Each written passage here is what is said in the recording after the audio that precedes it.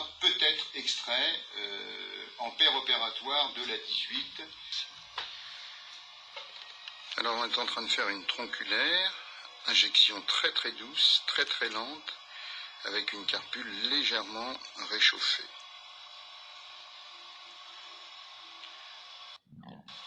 On retire doucement.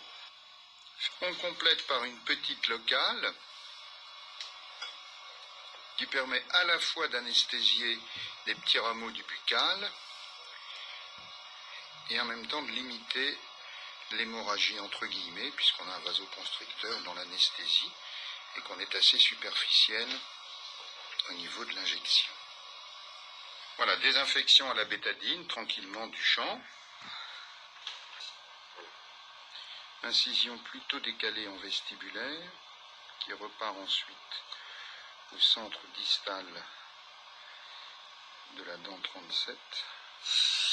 Petite incision de décharge en vestibulaire, suffisamment large pour donner un bon champ opératoire.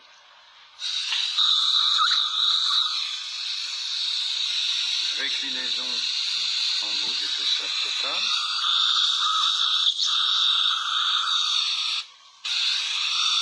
On constate que le repli muqueux qui surplombe la langue est épais.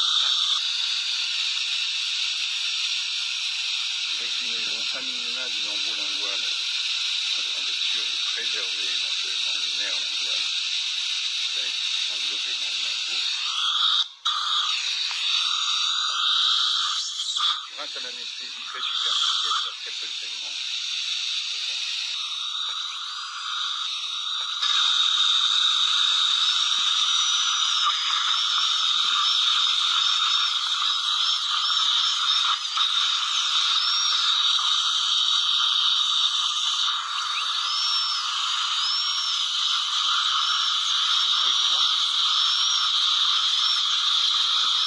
Alors, on pratique une petite plastique en vestibulaire de l'os afin de dégager la couronne qui est très incluse et permettre, on l'espère, une luxation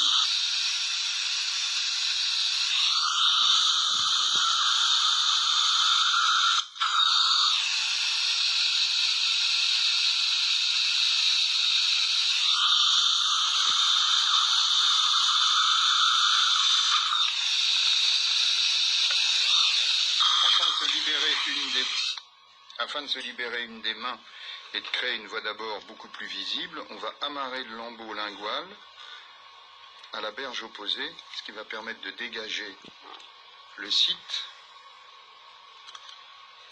On a donc ici amarré le lambeau lingual sur la berge opposée ou avec une petite halsted à l'extérieur de la bouche, de façon à libérer la berge linguale, mais à la fois de maintenir la langue pour éviter qu'elle revienne sur le champ, et en même temps d'écarter le lambeau lingual, surtout lorsqu'il est très épais et qui recouvrerait la dent incluse. Alors en périphérie de la dent, ici on constate qu'on a effectué une petite plastie osseuse afin de libérer la partie la plus gonflée de la couronne de la dent pour permettre maintenant la luxation de cette dernière. Voilà. Et la dent tranquillement va monter grâce à un syndesmotome droit qui est l'instrument miracle, ce qui veut dire que l'extraction a fait environ 10 minutes.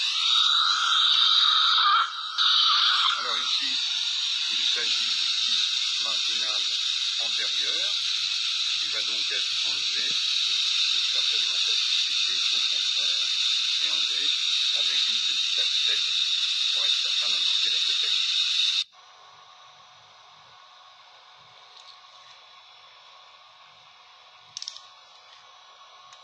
Alors on évite d'aller faire une suture dans la partie trop linguale du lambeau lingual afin éventuellement, évidemment, de ne pas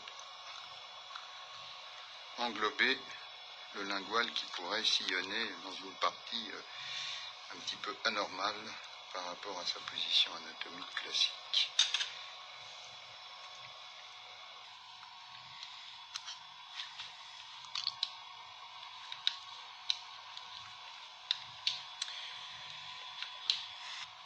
anesthésie au situé, tranquille, respirez doucement.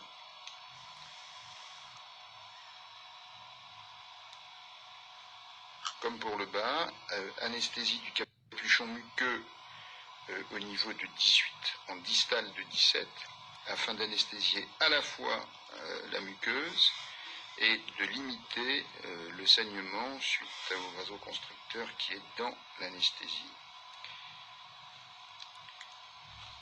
Petite intraseptale, parce qu'on aura une décharge assez antérieure, dans la région vestibulaire, pour permettre un bon accès et une bonne visibilité, même si la visibilité n'est pas directe, mais davantage touchée concernant la dent de sagesse supérieure.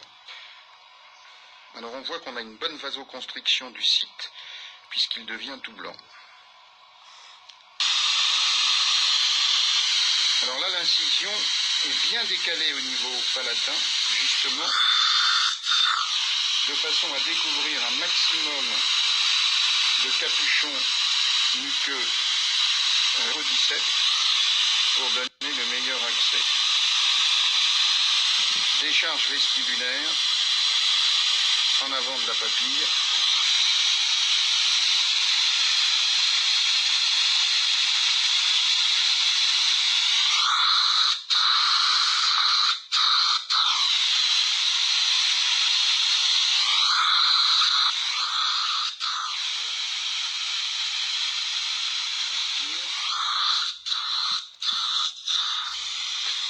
Alors on a bien dégagé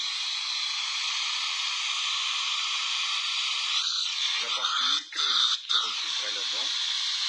On introduit le syndesmos dedans et une simple luxation permet alors de sortir la dent.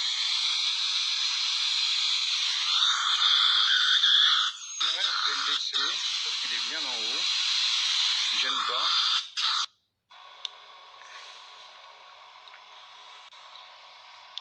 Fermer un petit peu.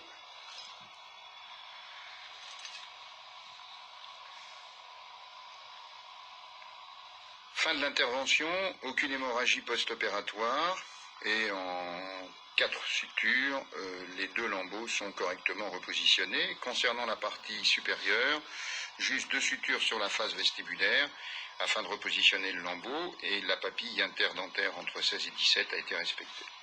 Traitement classique en post-opératoire, amoxicilline 2 grammes par jour pendant 6 jours. Une injection immédiatement après l'intervention de 4 mg en intramusculaire de Célestène, suivie pendant 48 heures de 20 mg de Soluprède, donc le lendemain et le surlendemain. Bain de bouche classique, antalgique, vessie de glace sur la région pendant les 3 heures qui suivent l'intervention. Dans l'hypothèse où on aurait des apex à proximité du canal dentaire inférieur, en péropératoire, il est alors administré 4 mg ou sous la langue ou directement intrajugale de Célestène, suivi de 4 mg à la fin de l'intervention, et toujours le même traitement pendant 48 heures qui suivent l'intervention. On administrera 20 mg par jour de Soluprède.